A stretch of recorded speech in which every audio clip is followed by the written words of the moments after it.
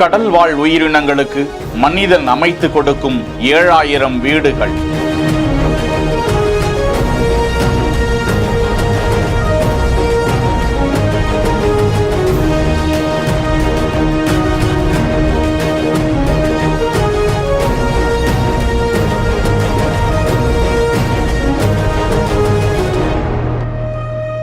பவளப்பாறைகளுக்கு மாற்றாக கடலில் கொண்டு வந்து தரங்கம்பாடி அருகே நடுக்கடலில் கொட்டப்படும் செயற்கை பவளப்பாறைகள். அழிந்து போன பவளப்பாறைகளின் வாழ்விடங்களை காப்பாற்ற நடவடிக்கை. மீன்கள் மற்றும் கடல்வாழ் உயிரினங்களுக்கு உணவு உறைவிடம் வழங்கவும் பவளப்பாறைகளின் வாழ்விடங்களை மீட்டெடுக்கவும் இயற்கை பவளப்பாறைகளுக்கு மாற்றாக செயற்கை பவளப்பாறைகளை கான்கிரீட் கட்டமைப்பு உலோக கட்டமைப்பு மூலமாக உருவாக்கி அதனை கடல் நீருக்கு அடியில் பொருத்த இருக்கிறார்கள். மயிலாடுதுறை மாவட்டம் தரங்கம்பாடி மீன்பிடி துறைமுகத்தில் ஒன்றிய மற்றும் மாநில அரசின் நிதி உதவியுடன் செயற்கை பவளப்பாறைகள் தயாரிக்கப்பட்டு வட்டம் உருளை முக்கோண வடிவுகளில் சுமார் 7000 செயற்கை பவளப்பாறைகள் தயாரிக்கப்பட்டு தயார் நிலையில் இருக்கிறது. தமிழகத்தின் தரங்கம்பாடி, கடலூர், ராமநாதபுரம் உள்ளிட்ட பகுதிகளில் இந்த செயற்கை பவளப்பாறைகள் தயாரிக்கப்படுகின்றனவாம். அவற்றை கடலூர், தரங்கம்பாடி, வேதாரண்யம், கோடியக்கரை, அதிராம்பட்டினம், தேவிப்பட்டினம் உள்ளிட்ட 29 கடலோர பகுதிகளில்